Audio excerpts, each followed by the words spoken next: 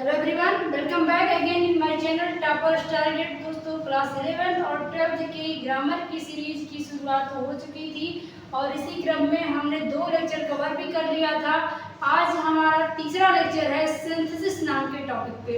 हम ग्रामर में सबसे पहले स्टार्ट किए हैं सिंथेसिस और उसी से हमने शुरुआत किया है। तो सिंथेसिस में हमने क्या क्या जान लिया था, इन शॉर्ट हम क्या जानेंगे। सिंथेसिस चैप्टर में हमने जान लिया था कि सिंथेसिस का अर्थ क्या होता है और इस चैप्टर की पूरी समरी जाना था कि सिंथेसिस चैप्टर में क्या क्या हमें पढ़ना होता है। नंबर 1 हमने पढ़ा था उसमें कंपाउंड सेंटेंस, नंबर 2 हमने पढ़ा था कॉम्प्लेक्स सेंटेंस, नंबर 3 हमने पढ़ा था सिंपल सेंटेंस और हमने कहा था कि इसी तीनों पे चर्चा करनी है। साथ में हमने ये कहा था कि 1 बाय 1 करके हम इसका स्टडी करेंगे। सबसे पहले हमने क्या किया है, सिंपल सेंटेंस की चर्चा किया था और उसी के हम फॉर्मेशन के रूल्स पढ़ रहे थे। तो हमने इसके पहले के लेक्चर्स में ये कवर कराया है कि सिंपल सेंटेंस क्या होता है और उसको बनाने के हम रूल्स की चर्चा कर रहे थे। इसमें हमने रूल नंबर 1 को कवर करा दिया है आपको, जिसका हमने नाम क्या था, पार्टिसिपल के प्रयोग द्वारा सिंपल सेंटेंसों का बनना। ये रूल नंबर 1 हमने आपको अच्छे से करा दिया था, इस पर एक्सरसाइज भी करवा दिया है। हम रूल्स आपको रटवाएंगे नहीं, इसलिए आपको इतना सारा एक्सरसाइज करवाएंगे हर रूल पे कि आपको रूल्स अपने आप समझ में आ जाएगा। रटना नहीं है क्योंकि बहुत ही ज़्यादा रूल्स होंगे, अगर आप रटोगे तो फिर भूल जाओगे, लेकिन आप उस पर एक्सरसाइज करोगे, उस पर क्वेश्चन करोगे तो कभी नहीं भूलेगा। इसलिए मैं एक लेक्चर में केवल एक ही रूल को कंप्लीट करा रही हूँ ताकि आपको ज़्यादा बर्डन ना लगे और आपको अच्छे से उस पर एक्सरसाइज भी हो सके। तो आज हम उसी क्रम में सिंथेसिस के हमने क्या किया था, सिंपल सेंटेंसों के फॉर्मेशन के बारे में चर्चा किया था, उसी का रूल नंबर 2 हम पढ़ेंगे। तो हमने सिंथेसिस चैप्टर में क्या किया था, formation of simple sentences, formation of simple sentences.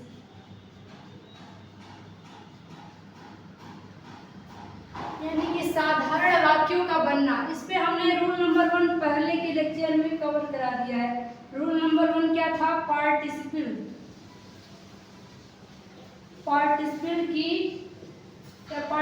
के प्रयोग द्वारा, के प्रयोग से सिंपल सेंटेंस बनना। हमने इस चीज को कवर करा दिया। तो दूसरा रूल क्या है, आज का जो टॉपिक है हमारा, रूल नंबर 2। हम आज पूरा यही सीखेंगे, सिंपल सेंटेंसेस के फॉर्मेशन का रूल नंबर 2। क्योंकि रूल नंबर 1 क्या था, पार्टिसिपल के प्रयोग से सिंपल सेंटेंसों को बनाएंगे। ये चीज हमने क्या किया था, पहले कवर किया। आज हम कहेंगे इन्फिनिटिव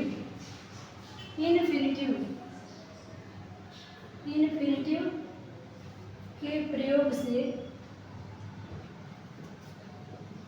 सिंपल सेंटेंस का बनना, सिंपल सेंटेंस का बनना। आज हम पूरी की पूरी चर्चा किस पे करेंगे, इसी टॉपिक पे करेंगे, इन्फिनिटिव के प्रयोग से सिंपल सेंटेंसों का बनना। यानी कि कॉम्बिनेशन हम पढ़ रहे हैं, सेपरेट सेंटेंस मिलेगा हमें, 2 या 2 से ज़्यादा सिंपल सेंटेंसों को मिला करके एक सिंपल में कन्वर्ट करना है। किसकी मदद से, इन्फिनिटिव की मदद से। इसके पहले हमने पार्टिसिपल पे किया था, आज हमारा टॉपिक इन्फिनिटिव है। इन्फिनिटिव की मदद से ही जोड़ना है। यहाँ पे पेपर में आपको 2 तरीके के क्वेश्चन मिलते हैं। एक तो आपसे सीधे कहता है कि कंबाइन द सेंटेंसेस, यानी सेंटेंस देगा आपको कंबाइन करने के लिए कह देगा। ये नहीं कहेगा कि आप इन्फिनिटिव का यूज करो, पार्टिसिपल का यूज करो, या फिर सिंपल में करो, या कंपाउंड में करो, या कॉम्प्लेक्स में करो। तो आप उसमें स्वतंत्र थे, लेकिन कभी कभी आपसे पूछ लेता है कि आप इन्फिनिटिव के प्रयोग से करिए, पार्टिसिपल के प्रयोग से करिए, फिर आप वहाँ स्वतंत्र नहीं रहेंगे, वहाँ आपको जो कहेगा वो करना पड़ेगा। तो इसीलिए हम 1 बाय 1 करके एक रूल सिर्फ कर रहे हैं ताकि आपको अच्छे से कवर हो जाए, आपके दिमाग में एकदम सेट हो। देखिए, इन्फिनिटिव के प्रयोग से सिंपल सेंटेंस तो हम जोड़ ही लेंगे, लेकिन पहले जान तो लें कि इन्फिनिटिव होता क्या है। ध्यान देंगे, चाहे पार्टिसिपल हो, चाहे जेरेंड हो, चाहे इन्फिनिटिव हो, ये सब के सब क्रिया का बिगड़ा हुआ रूप है, क्रिया से ही बने हुए हैं। क्रिया को तोड़ मरोड़ के हम पार्टिसिपल बनाते हैं, इन्फिनिटिव बनाते हैं, जेरेंड बनाते हैं। तो ध्यान देंगे, इन्फिनिटिव क्या है, है, य से बनता है, से बनता है। क्रिया की ही मदद से इन्फिनेटिव बनता है। कैसे बनता है? अब जान लेते हैं कैसे बनता है। कहेंगे क्रिया के पहले टू लगाकर इन्फिनेटिव बनता है। इन्फिनेटिव बनता किसी भी क्रिया का फर्स्ट फॉर्म, ध्यान देंगे क्रिया के पहले, क्रिया का यहाँ लिख देंगे V1, यानी कि फर्स्ट फॉर्म के पहले, क्रिया के फर्स्ट फॉर्म के पहले टू लगाकर इन्फिनेटिव बन जाता है। कभी भी क्रिया के फर्स्ट फॉर्म के पहले टू लगा है मतलब क्या है, वो क्रिया नहीं है बल्कि किसका, उसका अलग फॉर्म है, यानी इन्फिनेटिव फॉर्म है। तो पार्टिसिपल हो गया, इन्फिनेटिव हो गया, जिरेंड हो गया, किससे बना है? ये सब के सब क्रिया से बने हैं। क्रिया में आईएनजी लगा देंगे, पार्टिसिपल बन जाएगा। क्रिया का सेकंड फॉर्म पार्टिसिपल था, जो हमने पिछले लेक्चर में बताया आपको। इन्फिनेटिव कैसे होगा? क्रिया के फर्स्ट फॉर्म के पहले टू लगा है कहीं पे, तो उसको क्या कहेंगे? वो इन्फिनेटिव का प्रयोग हुआ है वहाँ पे। वो क्रिया नहीं है बल्कि क्या है? इन्फिनेटिव है। और क्या इसमें नोट करने वाली बात है? और नोट करने वाली बात है कि हिंदी में इसका अर्थ, हिंदी में अर्थ ना नी में होता है, ना नी में आता है, ना नी में आता है।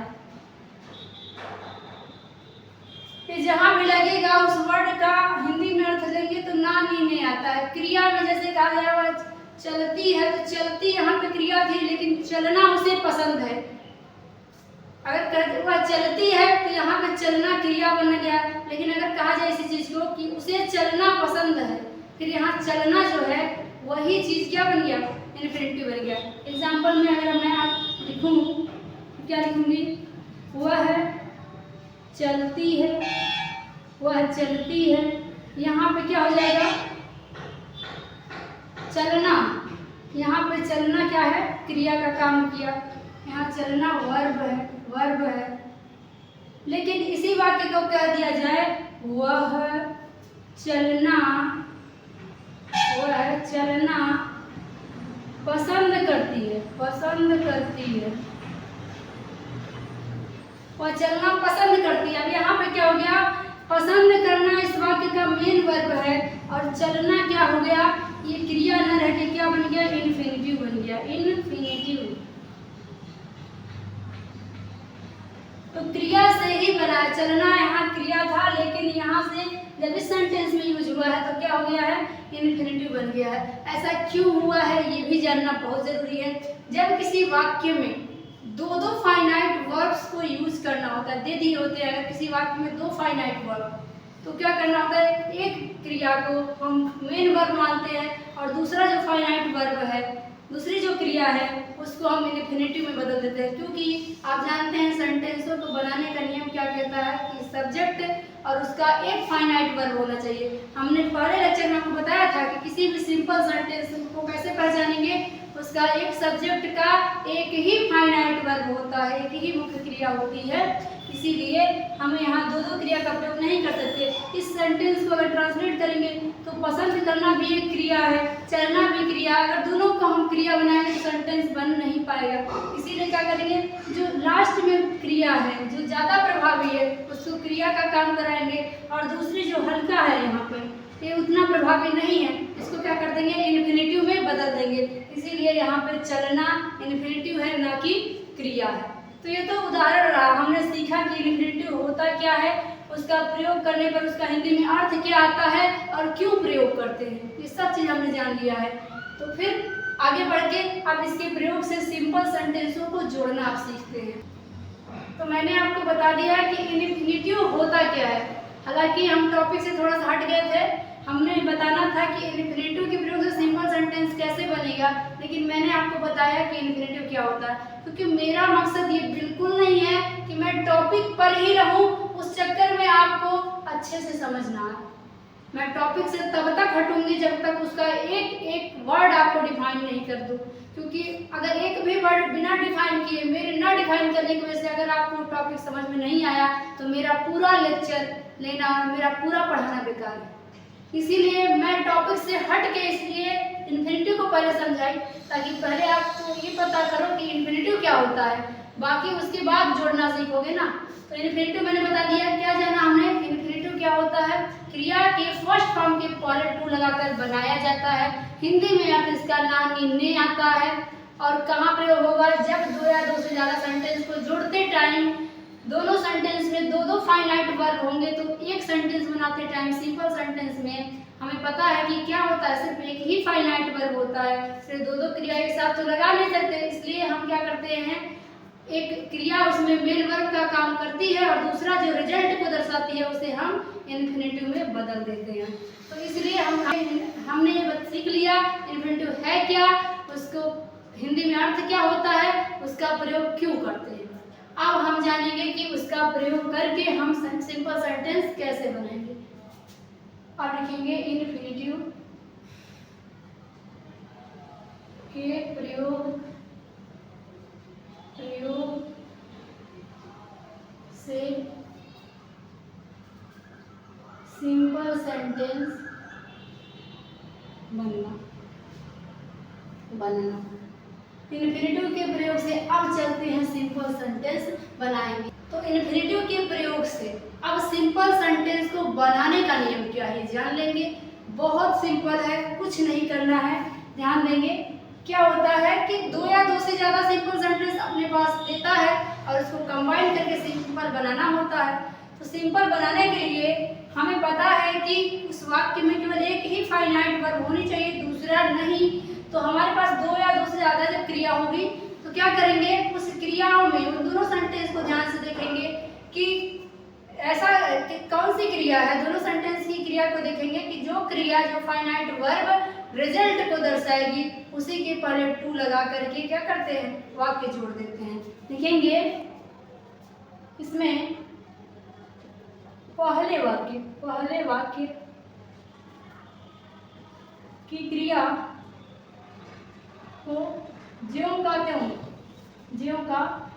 त्यों रहने देते हैं तथा दूसरे वाक्य की फाइनाइट वर्ब के पहले टू लगाकर इन्फिनेटिव में बदल देते हैं और शेष वाक्य को जोड़ देते हैं और शेष वाक्य को जोड़ देते हैं।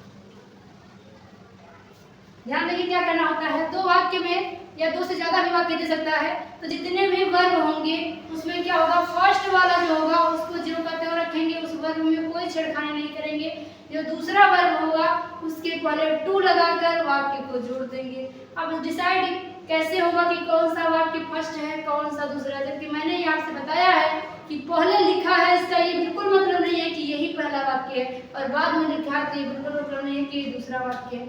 आप वाक्य को पहला और दूसरा कैसे डिफाइन करेंगे, जिस वाक्य को देखेंगे, जिस वाक्य में उद्देश्य छिपा होगा वही हमेशा दूसरा वाक्य होगा और उसी को हम इन्फिनेटिव में बदलेंगे। जिसमें पर्पस छिपा होगा, रिजल्ट छिपा होगा वही अपना दूसरा वाक्य होगा और जो बच जाएगा वही पहला वाक्य। कहेंगे इन्फिनेटिव हमेशा ऐसे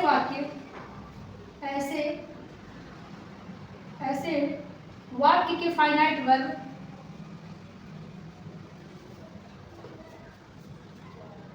को बनाते हैं जो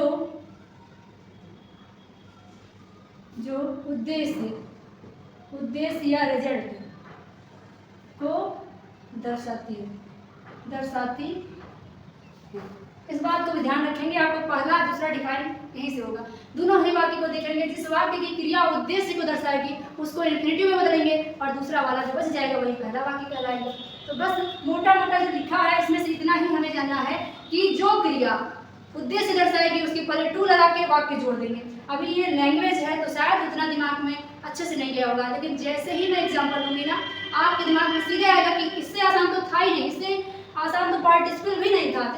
की इन्फिनेटिव है। चलिए इसका हम एग्जांपल लेते हैं। सेपरेट में लिखेंगे, सेपरेट में लिखेंगे he took a knife, full stop, he wanted to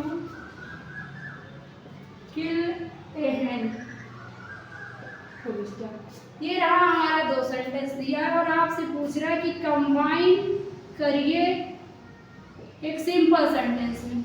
हमने क्या देखा, दिया he took a knife, वह एक चाकू लिया, वह एक चाकू उठाया। he wanted to kill a hen, वह एक मुर्गी को मारना चाहता था। he took a knife, उसने एक चाकू लिया।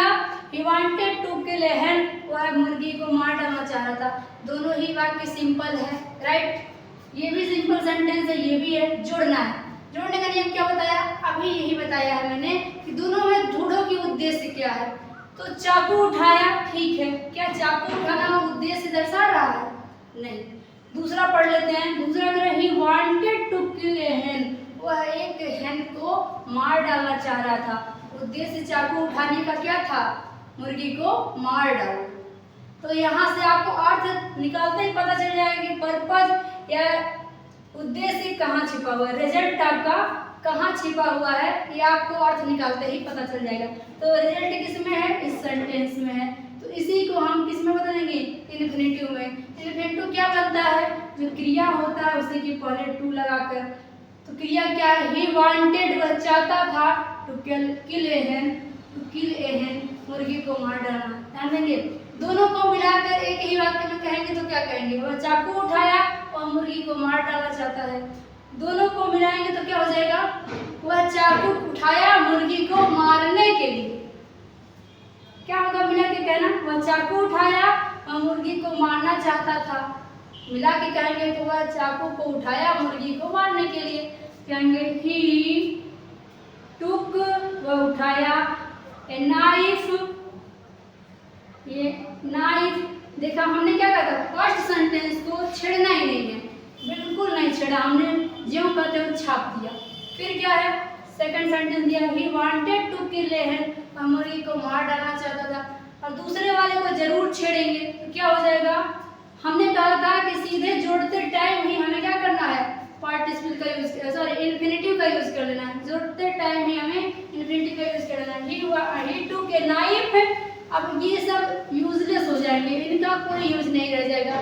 सीधे कहेंगे ही टू किल ए हेन, मुर्गी को मारने के लिए। वह चाकू उठाया, टू किल ए हेन, मुर्गी को मारने के लिए। ही वांटेड का अर्थ नहीं रह जाएगा तो उसको हटा देंगे।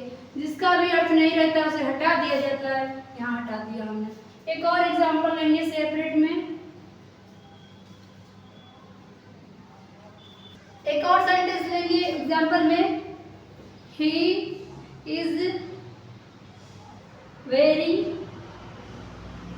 Week, full stop, he cannot walk, he cannot walk। दिया he is very weak, he cannot walk, वह बहुत कमजोर है, वह चल नहीं सकता। तो क्या कहेंगे? हम लोग इन्फिनेटिव पढ़ रहे हैं तो इन्फिनेटिव कहता है कि ना लिखने अर्थ आता है जोड़ने पर। तो क्या कहेंगे? वह बहुत कमजोर है चलने के लिए, यानी इतना कमजोर है कि चल ही नहीं सकता। कहेंगे he is टू वीक, माने बहुत कमजोर, ही इज टू वीक। अब आगे क्या करेंगे? इन्फिनेटिव कहता है कि उसके फाइनाइट वर्ब पे पहले क्या लगा दीजिए? टू लगाइए। फाइनाइट वर्ब क्या है? वॉक, वॉक माने टहलना, चलना, इसी के पहले टू लगाइए। कहेंगे टू वॉक, टू वॉक। खत्म सेंटेंस, वाक्य जुड़ गया, बाकी किसी का कोई अर्थ नहीं रह जाएगा। यानी यहाँ पे कैन नॉट, ही, ये सारी चीजें हट जाएंगी। क्या आ जाएगा? ही इज टू वीक, और बहुत कमजोर है, टू वॉक माने चलने के लिए, यानी बहुत कमजोर है चलने के लिए, मतलब चल नहीं सकता है। तो इन सब का अर्थ नहीं रह जाएगा, इस सब को अब छोड़ दिया जाता है। ये मत समझिएगा कि मैम ये सब छोड़ क्यों दे रहे हैं, बिल्कुल नहीं। जिस चीज़ का अर्थ ही नहीं रह गया, अब इतना ही लिखने से अगर इस पूरे दोनों सेंटेंस का अर्थ पूरा मिल जा रहा है तो बाकी चीज़ों को फिर से लिखने की क्या आवश्यकता है। इसीलिए ये सारी चीज़ें छूट जाती हैं। तो आई होप ये हो गया होगा क्लियर। एक दो एग्जाम्पल और लेंगे और फिर आपको इसी पे केवल एक्सरसाइज करवाएंगे, सिर्फ इसी रूल्स पे, क्योंकि एक एक रूल्स अगर एक एक दिन में करेंगे और उसमें एक्सरसाइज करेंगे तो थोड़ा टाइम तो लगेगा, लेकिन सीधे दिमाग में छपेगा। तो अब हमने इन्फिनेटिव में एग्जाम्पल्स कर लिया, इन्फिनेटिव को समझ लिया, इन्फिनेटिव की मदद से सिंपल सेंटेंस को कैसे जोड़ेंगे ये भी समझ लिया। अब हम फटाफट उस पर एक्सरसाइज कर लेते हैं ताकि अच्छे से प्रैक्टिस भी हो जाए। तो चलिए हमने क्वेश्चन ले लिया है, अब इसको कंबाइन करते हैं। देखिए क्वेश्चन को क्या दिया है, combine the following sentences into a simple sentence by using an infinitive. तो क्या कह रहा है वाक्य, ये कह रहा है कि नीचे लिखे सभी सेंटेंस को क्या करिए, कंबाइन करिए, जोड़ दीजिए इसमें इनटू ए सिंपल सेंटेंस, एक सिंपल सेंटेंस बनाइए बाय यूजिंग एन इन्फिनेटिव, एक इन्फिनेटिव के प्रयोग से। तो हम बिल्कुल इन्फिनेटिव के ही प्रयोग से जोड़ेंगे। इससे पहले सेशन अगर अच्छा लग रहा हो तो लाइक करते रहिए, शेयर करते रहिए। चलिए देखते हैं क्या दिया है, सेपरेट में दिया है ही वांट्स टू स्टडी, वह पढ़ना चाहता था। He has gone to Agra, वह आगरा चला गया। ध्यान देंगे मैंने आपसे क्या कहा, पहले कौन लिखा है वो और दूसरे नंबर पे कौन लिखा है, ये चीज बिल्कुल डिसाइड नहीं करता कि कौन सा वाक्य पहला है कौन सा दूसरा। आप बिल्कुल इस बात को नहीं रटेंगे कि पहले लिखा है मतलब पहला है और बाद में लिखा है मतलब दूसरा है। ऐसा अगर रटोगे तो फिर गलती हो जाएगा, इसीलिए मैंने पहला ही ऐसा सेंटेंस ले लिया है। ध्यान देंगे क्या कह रहा है, ही वांट्स टू स्टडी, वह पढ़ना चाहता था। He has gone to Agra, दूसरा सेंटेंस कह रहा है वह आगरा चला गया। अब आपको क्या है, आपका मकसद होता है इन्फिनेटिव में ये ढूंढना कि रिजल्ट कहाँ है, पर्पज कहाँ पे है। तो आगरा चला गया, ठीक है, वो आगरा गया, क्या इसमें कोई उद्देश्य वाली बात दिख रही है? नहीं। फिर क्या करेंगे, इसमें देखेंगे ही वांट्स टू स्टडी, वह पढ़ना चाहता था, वह अध्ययन करना चाहता था। तो क्या है, अध्ययन करना, वांट्स टू स्टडी मैंने अध्ययन करने के उद्देश्य से आगरा गया। क्यों गया इसे नहीं पता, लेकिन दूसरा सेंटेंस ये पहले नंबर पे जो लिखा है ये बता दिया कि क्यों गया, स्टडी करने के लिए गया, स्टडी के उद्देश्य से गया। वहाँ कहेगा नहीं कि यही पर्पज है, आपको सोचना पड़ेगा। तो क्या है, हमें पता चल गया कि स्टडी करना इसका पर्पज है, पर्पज पहले वाले सेंटेंस में लिखा है, तो हमें इसी को इन्फिनेटिव बनाना पड़ेगा, इसी को इन्फिनेटिव में कन्वर्ट करना पड़ेगा। और करना नहीं है, इसमें ऑलरेडी किया है, बस जोड़ते टाइम इसी का यूज कर लेना है। तो हम हमेशा कहते हैं जो दूसरे नंबर पे इसको नहीं बदलते हैं वही पहले लिखते हैं। तो हम इस सेंटेंस को पहले लिखेंगे अब, क्योंकि अब हमारा पहला सेंटेंस ये बन गया। तो क्या कहेंगे, ही दिया है ही वांट्स टू स्टडी, वह पढ़ना चाहता था। He has gone to Agra, वह आगरा चला गया। तो इसको मिला के क्या कहेंगे, वह पढ़ने के लिए या वह पढ़ने के लिए कहाँ चला गया, आगरा चला गया, पढ़ने के उद्देश्य से आगरा चला गया। तो he has gone to Agra, he has gone to Agra, Agra किस लिए, टू स्टडी मैंने अध्ययन करने के लिए, टू स्टडी खत्म। वांट्स का अर्थ तब रह ही नहीं जाएगा जब यहाँ हमने इसको इन्फिनेटिव में बदल दिया, क्योंकि ये दोनों ही सेंटेंस का अर्थ इतना ही वर्ड मिलके दे रहे हैं। दोनों सेंटेंस क्या कह रहे थे, वह पढ़ना चाहता था, वह आगरा चला गया। तो ये भी तो वही कह रहा है, ये सेंटेंस भी तो वही कह रहा है कि वह पढ़ने के लिए आगरा चला गया। तो ये हमने इन्फिनेटिव का यूज कर लिया। इन्फिनेटिव का यूज में देखिए हमने टू एक्स्ट्रा ऐड यहाँ नहीं किया क्योंकि पहले से टू लगा हुआ था। तो दूसरे सेंटेंस का बस इतना रूल होता है कि टू लगाओ, वर्ब को लिखो बस। इस वाले पे आते हैं, दिया I am living for Kolkata, मैं कोलकाता के लिए रवाना हो रहा हूँ। आई शैल लिव देयर, मैं वहाँ रहूँगा। क्या हो जाएगा, इसमें पहले ढूंढो उद्देश्य किसमें है, कह रहा I am living for Kolkata, मैं कोलकाता के लिए रवाना हो रहा हूँ। क्यों रवाना हो रहा है पता चला नहीं, तो उद्देश्य नहीं है। आई शैल लिव देयर, मैं वहाँ रहूँगा। अब पता चल गया कि किस उद्देश्य से जा रहा है कोलकाता, इसलिए रहने के लिए। तो पर्पज यहाँ है तो इन्फिनेटिव भी यही बनेगा। तो क्या हो जाएगा, पहले वाक्य को नहीं छेड़ते हैं, तो I am living for Kolkata, Kolkata क्या करने के लिए, टू लीव देयर। अब यहाँ टू पहले से नहीं लगा था, तो हम इस क्रिया के पहले क्या जाएंगे, अब ये इन्फिनेटिव में बदल जाएगा। तो लीव माने रहना जो था अब क्रिया नहीं रह जाएगा, इन्फिनेटिव बन जाएगा। तो लीव देयर, फुल स्टॉप। तो यहाँ पे हमारा पहले से इस वाले सेंटेंस में टू लगा था, इसलिए हमने नहीं लगाया यहाँ पे, लेकिन इस वाले में नहीं दिया था तो इन्फिनेटिव बदलने के लिए टू लगाना पड़ा। अगले वाक्य पे आते हैं, दिया है he has 3 sons, उसके पास 3 लड़के थे। he has 3 sons, उसके पास 3 लड़के हैं प्रेजेंट में।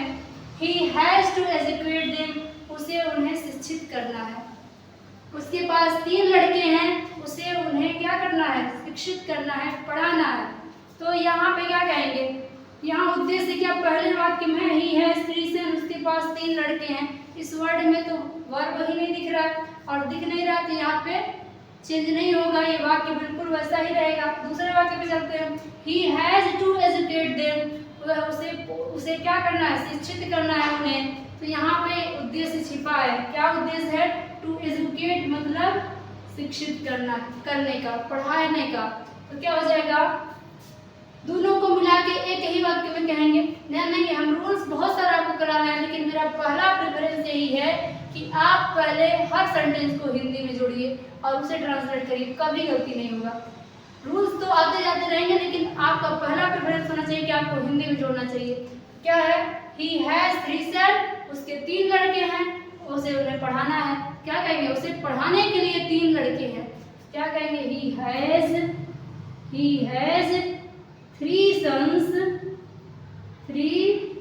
sons to educate them, to educate them। हमेशा यहाँ पे देखेंगे दूसरे वाक्य का इतना ही रूल होता है, इन्फिनेटिव बनाओ और आगे लगा दो, बस बाकी की चीजें, ये सारी चीजें हट जाएंगी, उनका कोई अर्थ नहीं रह जाता है। हरी वेंट टू आगरा, हरी आगरा चला गया। He wanted to see the Taj, वह ताज देखना चाहता था। तो यहाँ पे क्या हो गया, हरी आगरा चला गया, उद्देश्य पता चला, वह आगरा गया, इसमें क्या उद्देश्य है नहीं पता चला। अगला वाक्य देखिए, कह रहा है he wanted to see the Taj, वह ताज देखना चाहता था, यानी कि आगरा गया क्या करने के लिए, ताज देखने के लिए। यहाँ उद्देश्य तुरंत पता चल गया, तो जहाँ उद्देश्य वही इन्फिनेटिव, तो क्या हो जाएगा, हम दोनों को मिला के क्या कहेंगे, हरी वेंट टू आगरा, हरी आगरा चला गया। He wanted to see the Taj, वो ताज देखना चाहता था, मिला के कहेंगे हरी आगरा ताज देखने के लिए गया। कहेंगे हरी वेंट टू आगरा। हमने बार बार कहा है कि जो पहले है वो ना बदलेगा, तो नहीं बदला। Hari went to Agra to see the Taj, to see the Taj मतलब ताज देखने के लिए, टी कैपिटल होगा ताज में। अगला वाक्य क्या है, I went to the station, मैं स्टेशन गया। My object was to see off my sister, मेरा उद्देश्य क्या था, मेरी बहन को क्या करना, छोड़ने जाना। सी ऑफ मतलब अपना छोड़ने जाना। तो कह रहा है आई वेंट टू स्टेशन, मैं स्टेशन चला गया। माई ऑब्जेक्ट वॉज, मेरा उद्देश्य था, to see off my sister, मेरी बहन को छोड़ने जाना। तो क्या कहेंगे, उद्देश्य हम खुद ही बता दिया, माई ऑब्जेक्ट, तो आपको ढूंढना ही नहीं है, सीधे लिख देंगे कि कंबाइंड कैसे होगा, कहेगा आई। अब ये दूसरा वाक्य है तो ये ऑटोमेटिक पहला होगा, तो इसको जो कहते हैं छापेंगे, I went to the station, मैं स्टेशन चला गया। क्यों गया, to see off my sister, अपने बहन को छोड़ने। To see off my sister, full stop, काम खत्म। ये माई ऑब्जेक्ट वाज, ये सारे वर्ड हट जाएंगे, सीधे सीधे टू लगा के इन्फिनेटिव बनाया और वहीं से उसका अर्थ बन जाएगा। तो इतने क्वेश्चन हमने कर लिए, कुछ और क्वेश्चन पे चलते हैं। इसी क्रम में कुछ और एग्जांपल्स और एक्सरसाइज को कंप्लीट करते हैं, उसके बाद इस लेक्चर को यहीं खत्म करते हैं। देखिए क्या दिया हुआ है, सेपरेट में दिया है गिव हिम ए चेयर, उन्हें एक कुर्सी दीजिए, he will sit on it, वो उस पर बैठेंगे। उनको एक कुर्सी दीजिए, वो इस पर बैठेंगे। क्या करना है, बस वही देखना है, रिजल्ट किधर है, अपना काम वहीं से है। कह रहा है गिव हिम ए चेयर, उन्हें एक कुर्सी दीजिए। क्या यहाँ उद्देश्य है? कुर्सी दिया गया, क्यों दिया गया मालूम पड़ा क्या? नहीं, छोड़ दो, ये नहीं है। फिर he will sit on it, वह इस पर बैठेंगे। यहाँ पता चल गया क्या उद्देश्य है? बैठने का उद्देश्य है कुर्सी पर, इसीलिए दिया जा रहा है। तो उद्देश्य जहाँ है वहीं लगेगा इन्फिनेटिव, तो हो जाएगा हिंदी में पहले जोड़ो क्या होगा? उन्हें एक कुर्सी दो, वह उस पर बैठेंगे, मतलब उन्हें बैठने के लिए एक कुर्सी दो, यही तो होगा। क्या हो जाएगा? Give him a chair. फिर हमने क्या कहा है? क्रिया ढूंढो जहाँ उद्देश्य है, उस क्रिया के पहले टू लगाओ, इन्फिनिटिव बदलो, उसके बाद जोड़ दो। तो सिट माने बैठना, तो टू लग जाएगा, टू सिट, आगे ऑन इट, खत्म कहानी, बस जुड़ गया वाक्य। इतना ही करना है। अगला कह रहा है साधना इज वेरी वीक, साधना बहुत कमजोर है। She can not do anything, वह कुछ भी नहीं कर सकती है। साधना बहुत कमजोर है, वह कुछ भी नहीं कर सकती है। इसका भी एग्जाम्पल हमने पहले भी किया है, तो इसको भी फटाफट आंसर करेंगे। क्या होगा? साधना इज वेरी वीक, साधना बहुत कमजोर है और कुछ नहीं कर सकती है। जोड़ के क्या कहेंगे? साधना कुछ भी करने के लिए बहुत कमजोर है। कहेंगे साधना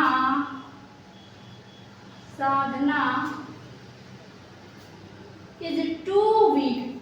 जब भी वेरी आता है इसको टी डबल ओ में कन्वर्ट कर देते हैं, टू वीक। फिर आगे हमारा काम क्या होता है? उद्देश्य क्या था? यहाँ कुछ नहीं कर सकना, कुछ कर ही नहीं सकती है, तो यहाँ लगा देंगे इन्फिनिटिव।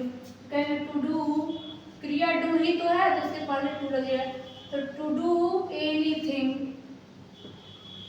नेक्स्ट सेंटेंस क्या है? He wanted to educate his son, वह अपने लड़के को पढ़ाना चाहता था, शिक्षित करना चाहता था। ही सेंट हिम टू अमेरिका, वह उसे अमेरिका भेज दिया। वह अपने लड़के को शिक्षित करना चाहता था, वह उसे अमेरिका भेज दिया। तो ये जो सेंटेंस है ये अब मैं नहीं कराऊंगी, इसका आंसर दोगे आप, वो भी। तो इसका आंसर मैं आपको नहीं देने वाली, इसका आंसर देना है आपको। ये आपका होमवर्क है और आप इसका आंसर मुझे कमेंट में देंगे। इसका आंसर आपको कहाँ देना है? कमेंट में देना है। इस पूरे वीडियो का, इस पूरे लेक्चर का पीडीएफ आपको हमारे टेलीग्राम चैनल पे मिलेगा। आपको हमारे वीडियो के डिस्क्रिप्शन में जाकर टेलीग्राम चैनल को ज्वाइन कर लेना है, वहाँ पे आपको इसका पीडीएफ प्रोवाइड हो जाएगा। और साथ में हमारे फेसबुक पेज को भी फॉलो कर लीजिएगा। आपके सारे के सारे लेक्चर के अपडेट्स हम वहाँ भी प्रोवाइड कराते हैं, तो आप उसको भी फॉलो जरूर कर लीजिएगा। वीडियो पसंद आया हो तो लाइक कर दीजिए, शेयर कर दीजिए अपने दोस्तों के पास। उनको भी अगर ग्रामर में कोई भी दिक्कत है, अच्छे से समझ में नहीं आता है, ग्रामर में कमज़ोर हैं, तो बिल्कुल उनको अच्छे से समझ में आएगा। आप उनके पास भी जरूर शेयर कर दीजिए। और चैनल से नहीं जुड़े अब तक तो सब्सक्राइब भी कर लीजिएगा। अपना ध्यान रखिएगा। Thank you. Best of luck.